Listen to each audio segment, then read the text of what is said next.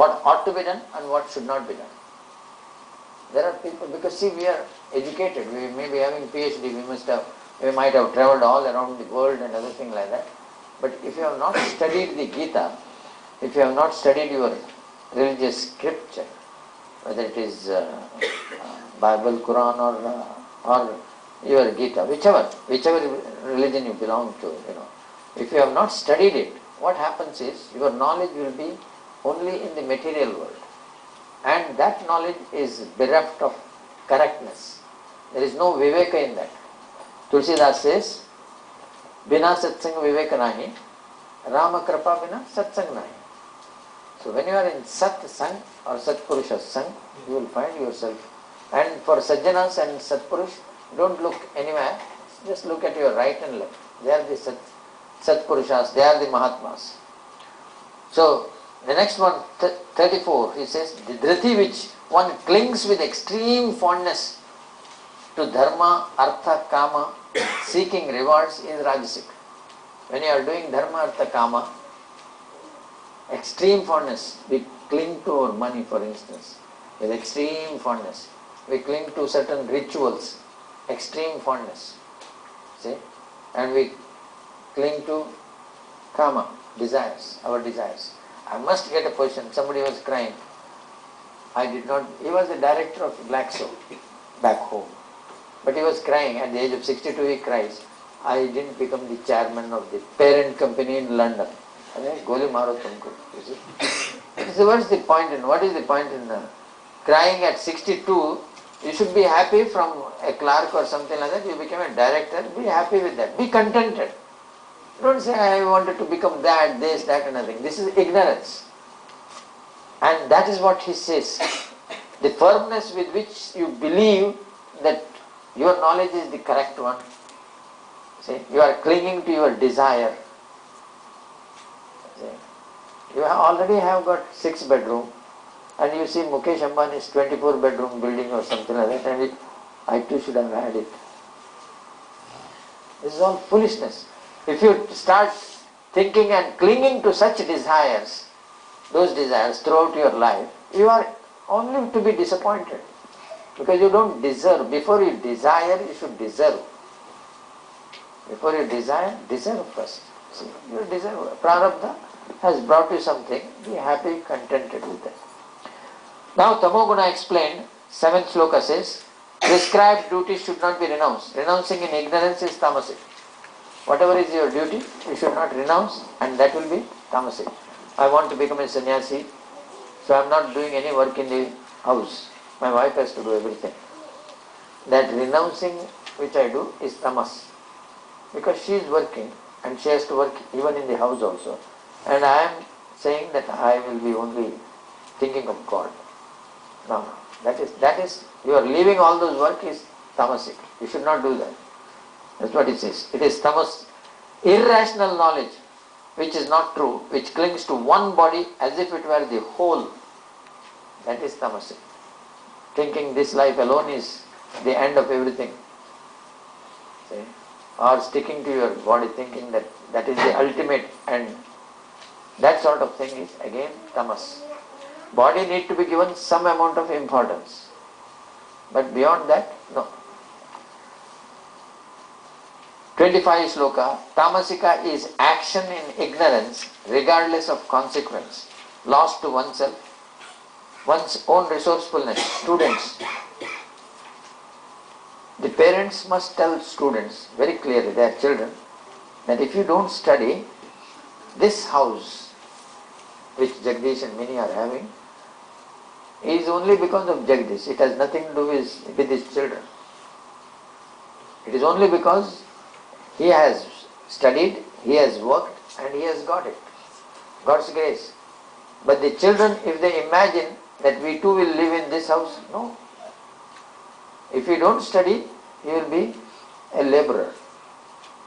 And you will have to live with another 12 or 13 people in one room.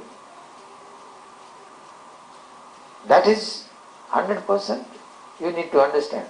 So you need to work for that, you need to study. If you don't study, this shloka is applicable to you. What is that?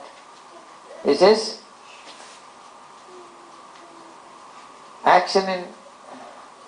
action in ignorance. What is your action? Not studying. Regardless of consequence, I don't care. Okay. You will be a laborer, or you will be a maid. This is the thing. Regardless of consequence, lost to oneself. How they became maid or how they become laborers? Because they had opportunities to study, but they won't.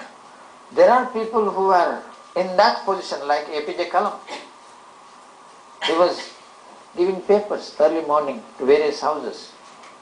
From a very ordinary village in Rameshwaram or somewhere, he rose up to become, he achieved everything in life, except of course married.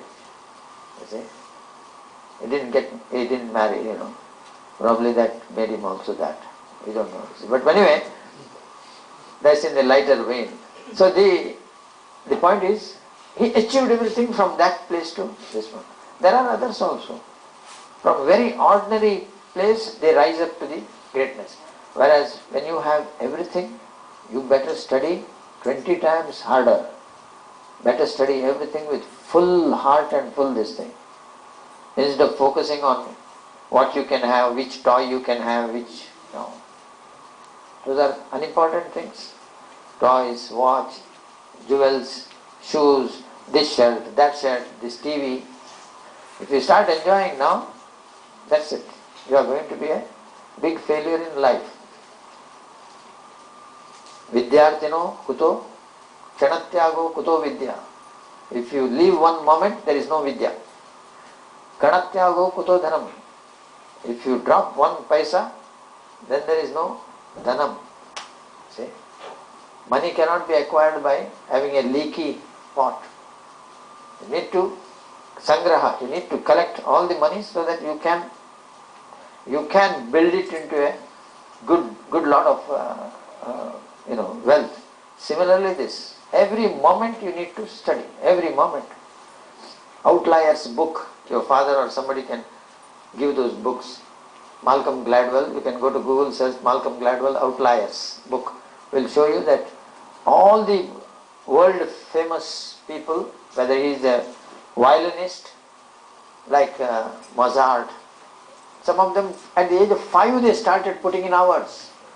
I saw Ravi Shankar's son, who is no longer there now. I went to his house and I saw him in the room playing sitar 14 hours.